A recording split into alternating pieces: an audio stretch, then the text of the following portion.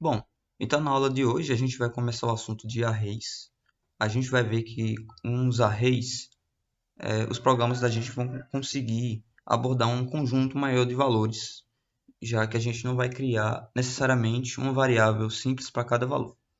Então, antes de começar a utilizar, vamos entender o que são arrays.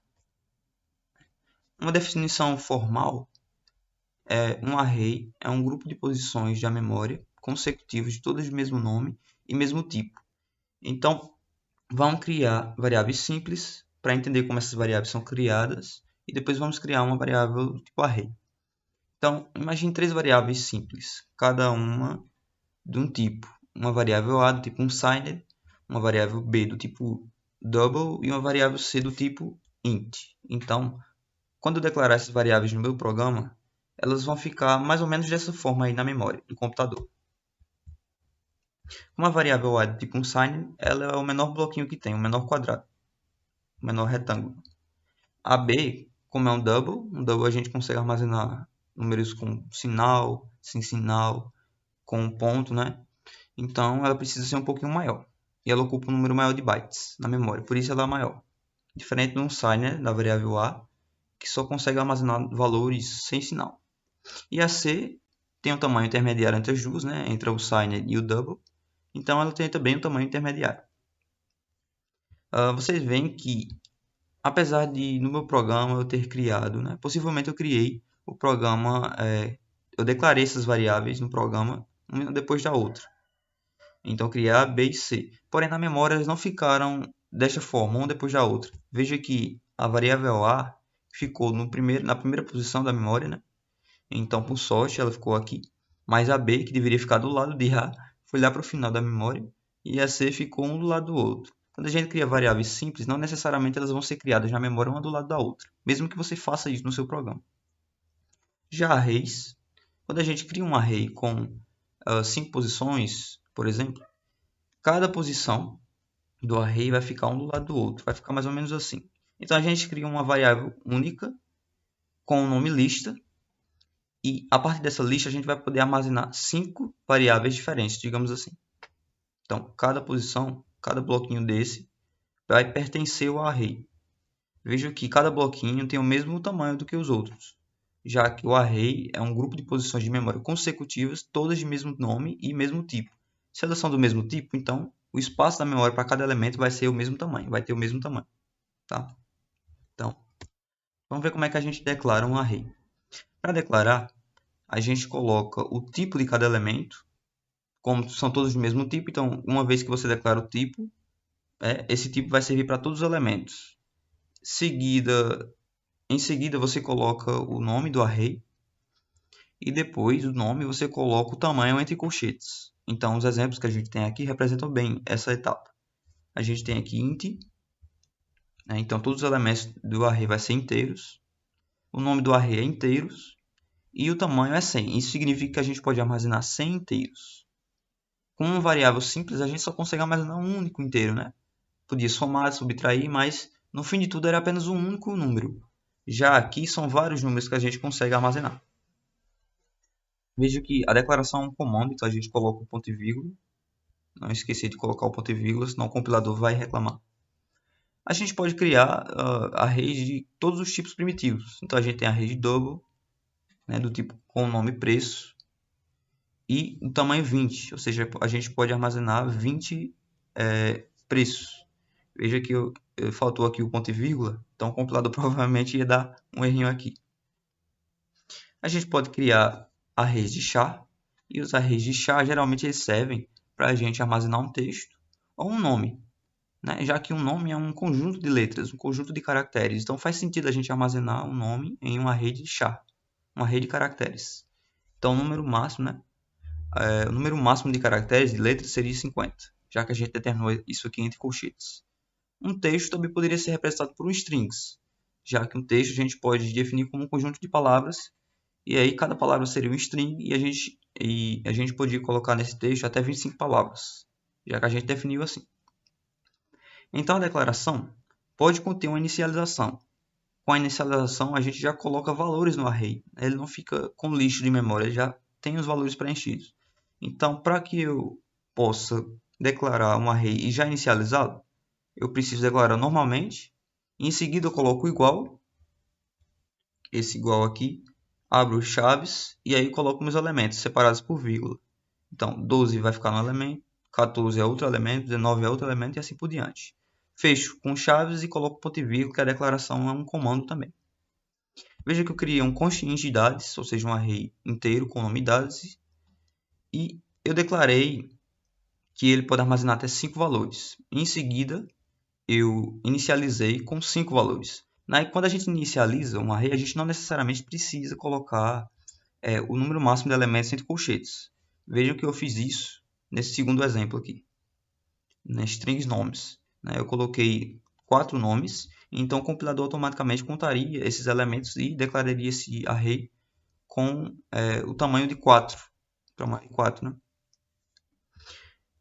Outra observação aqui é que a gente criou um array do tipo const. Quando a gente declara qualquer variável do tipo const, aquela variável só vai servir para leitura. Então, eu não vou poder alterar o 12, nem o 14, nem o 19, nem o 11. Tá? Eles vão ficar fixos e aí só vai servir para leitura. A gente pode fazer isso com qualquer variável. Um string, um double, char, string, int, um signed. Esse const serve para qualquer variável. Tá?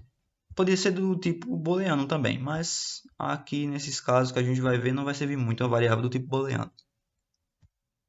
Então, como é que eu faço para pegar os valores do array? Então, eu tenho dois arrays aí, vocês podem ver. O primeiro com o nome preço e o segundo com o nome idades. Veja que os arrays, o primeiro elemento começa sempre do 0, não do 1. Então, o primeiro elemento é 0, o segundo é 1, o terceiro é 2, o quarto é 3 e assim por diante.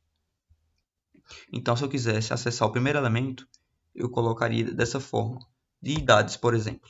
Então, o primeiro elemento de idades, a gente colocaria só o nome, o tipo, a gente só coloca na declaração. Para fazer a referência ao elemento, a gente não coloca o tipo, tá? Só o nome.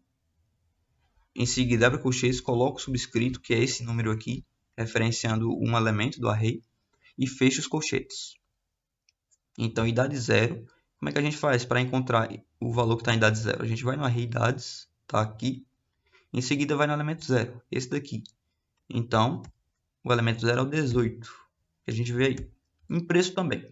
Se eu quiser acessar o primeiro elemento de preço, faço a mesma forma. Coloco o nome do array, abro colchetes, coloco o subscrito e fecho colchetes. E aí a gente obteria 2,5. A gente pode fazer isso com todos os elementos. Né? E para passar por todos os elementos é simples. A gente pega desde o 0 até o último elemento. Então, pega o primeiro elemento, depois o segundo, terceiro, quarto, quinto. Veja que com esse valor pode ser alterado, né? A gente deixa o nome fixo, alterando só o valor do subscrito. A gente pode, digamos assim, iterar, passar por todos os elementos do array com a ajuda de uma estrutura de controle, de uma estrutura de repetição. Então, um for aqui seria bem útil para a gente verificar o que tem em cada elemento do array. Agora, antes de passar para a ordenação de arrays, vamos ver como é que fica isso no dev, no editor. Então, vamos declarar aqui algumas variáveis de arrays, alguns arrays. Então, vamos do tipo um signed, e a gente poderia colocar idades, já que idades são sempre positivas, né? Então, a gente armazenaria até 20 idades e está feita aqui a declaração. Eu posso um int, fazer um array de ints, e um int a gente poderia armazenar inteiros mesmo. Inteiros. E aí, a gente pode armazenar 10. Vamos colocar 10 inteiros. Um char. Como a gente declarou no slide, vamos colocar nome. E aí, esse nome, a gente vai poder colocar até um nome com 60. Vamos colocar 60. 60. Opa, insert aqui, tá ligado? 60 caracteres, ou 60 letras, né? Outra aqui vai ser o double. Então, vou colocar preços com o C cedilha. No lugar do C cedilha, a gente coloca o C para não ter erro, né? Porque geralmente quando você coloca algum caractere em português, o nome das variáveis dá um erro. Então, é melhor colocar sempre em inglês, sem acentuação, sem caracteres especiais, tá? Então, vamos colocar aqui preço de 100 produtos, digamos assim. Eu posso criar aqui mais aqui strings. Então, palavras, 200 palavras. Posso criar um bol também. E aí, sinais. 15 sinais. Então, se a gente compilar e executar isso aqui, vai funcionar normalmente. Agora, a inicialização. Então, se a gente quisesse inicializar, como é que a gente faz? Assim como a gente viu no slide, né? Então, coloco igual, abre chaves, e aí eu coloco meus elementos. Então, 12, 13, 14, por exemplo. Veja que eu inicializei só 3 elementos, se o meu array comporta até 20 elementos. Quando isso acontece, o compilador automaticamente completa os outros elementos com 0. Então, ele faria isso aqui. Colocaria 0 aqui também, 0 aqui, até o último elemento. Deixaria esses como estão, como a gente declarou, e o resto colocaria 0. Se a gente não declara, a gente não inicializa, né, o que vai ter aqui nessas posições são lixo de memória. Então, tem que ter cuidado em utilizar arrays que não forem inicializados com nenhum valor. Então, a gente pode inicializar aqui o int também, né? E aqui a gente vai poder colocar menos 1, menos 2, menos 3, 1, 2, 3, 0. Da mesma forma. Quando a gente coloca mais inicializadores do que o array pode comportar, geralmente a gente tem um erro aqui. Então, se eu colocasse 1, vamos ver o que acontece. Tá vendo? Too many initializers for unsigned int. Ou seja, ele viu que esse array só comporta um elemento. Só que eu estou tentando inicializá-lo com 3. Então, o compilador ele avisa nesse caso. Quando eu coloco 20, o programa volta a executar. Então, nome. Como é que a gente inicializa um array de char? Um array de char a gente tem algumas formas de inicializar. A gente pode inicializar com aspas duplas. E aí a gente coloca um texto. Então, meu nome, vou colocar assim. Davi. E está inicializado o array. Mas a gente pode colocar dessa forma aqui. Char frase. Vamos colocar outra aqui de 60 também. A gente pode inicializar com cada caractere separado. Então, se a gente for inicializar com cada caractere separado, a gente coloca aspas simples para cada caractere. Então, vamos colocar, se a gente fosse colocar hello world aqui, a gente faria isso. O primeiro caractere, entre aspas, simples. O segundo também. O terceiro.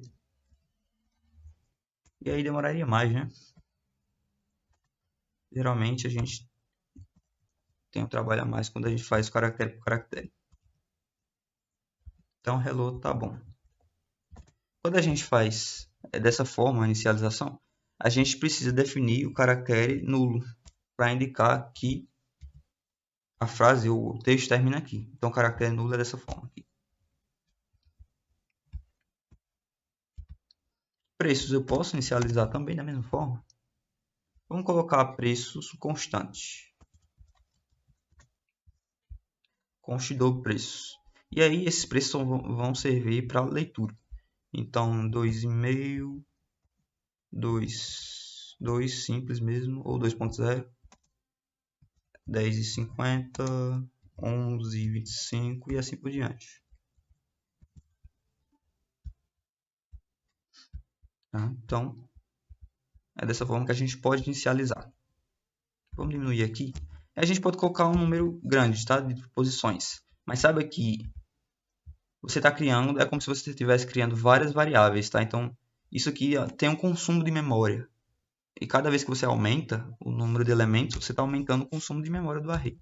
A gente tem como ver o tamanho do array também. Depois a gente vê isso. Então, vamos colocar aqui só 5 palavras. E se a gente quisesse ver o que tem aqui dentro desses arrays? Então, a gente utilizaria um for. Então, um for seria mais ou menos assim. Você pega uma variável auxiliar, né? Ou uma variável contadora. E o término do for, né? A condição de continuação, vai ser até o penúltimo, vai ser a quantidade de elementos menos 1.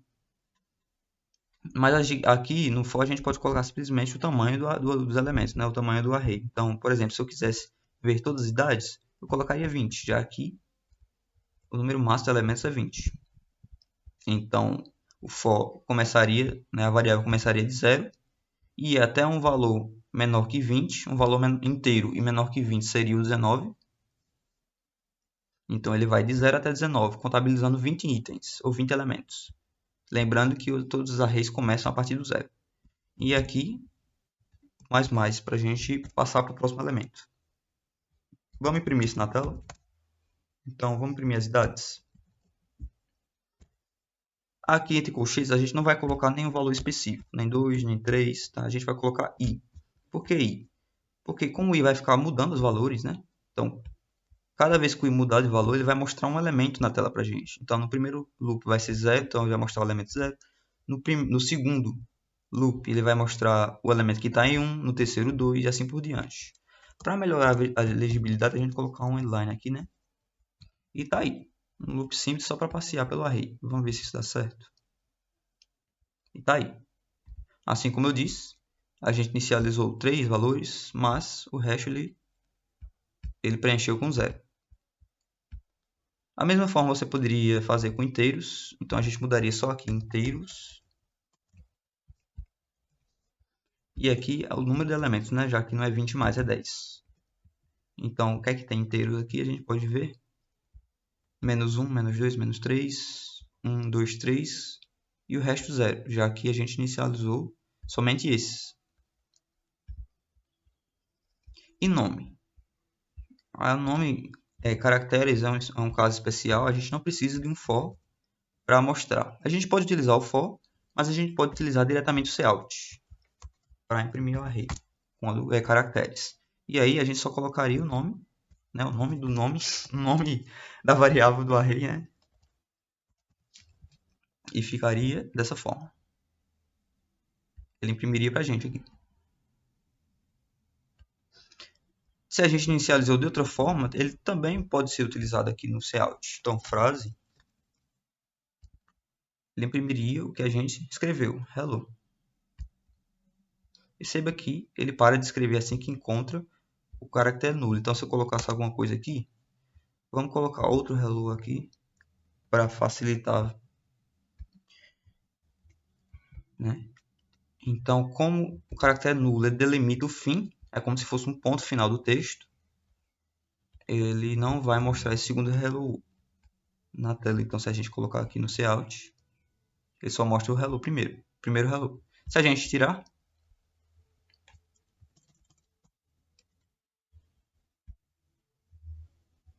ele mostra os dois. Lembrando que a gente sempre precisa colocar o caractere nulo, mesmo que em alguns casos funcione sem ele. Quando você está trabalhando com arquivos e você não coloca esse caractere nulo, geralmente você vai ter um erro de leitura. Aqui no cout funciona bem, mas em muitos casos você acaba levando algum erro. Então vamos voltar aqui. Preços a gente não pode utilizar aqui no cout. Se eu tentasse fazer, eu obteria uma string bem estranha. Opa, falta fechar aqui. Preços, faltou essa aqui. Então a gente tem uma string aqui bem estranha, né? Isso aqui é um ponteiro. A gente vai ver depois o que é ponteiros. Mas aquilo ali é a referência a um endereço de memória. Então a gente só pode fazer isso com caracteres, né? Array de char. Se a gente tentasse com palavras, o array também mostraria um endereço de memória, tá vendo? Só funciona com caracteres. Strings também não funciona. Então, nos outros casos, a gente vai precisar utilizar um for para mostrar. Um while, mas um while, o for já é para isso, né? Quando você tem um número certo de loops, você usa o for. Então, palavras, como é que a gente faria para imprimir palavras? Inteiros, não, a gente deixa o i aqui, coloca aqui palavras. sei por que eu coloquei aqui palavras. Aqui a gente coloca sempre o tamanho do array, né? Então, como palavra eu não inicializei nada, então tem apenas nada, né? Tem nada ali. Sinais, também não inicializei. Então vai ter list de memória lá. Tá vendo? List de memória. Coisas que eu não inicializei, né? Tá lá. E se eu tentasse imprimir alguma coisa, um array, se eu tentar ler um elemento que não existe no array, então se eu colocasse 30 elementos inteiros, então eu leria 10 elementos normalmente, mas a partir do 11º elemento, a gente começaria a ler coisas que a gente não inicializou e que nem pertencem ao array. Tá vendo? Veja aqui, o 2, o 3 de inteiros, é porque não dá para ver, né? Show. Pronto, agora sim. A gente tem aqui as variáveis que a gente inicializou até o 0. Aqui a gente tem lixo. Aqui a gente tem os zeros que o compilador inicializou para a gente. Mas a partir daqui a gente tem lixo de memória. Porque essa parte aqui não pertence ao array. Talvez pertence a outra variável por perto. Então tem que ter muito cuidado com os valores que você coloca no loop e os valores que você vai acessar no array. Então, essa aula termina aqui e eu te vejo na próxima.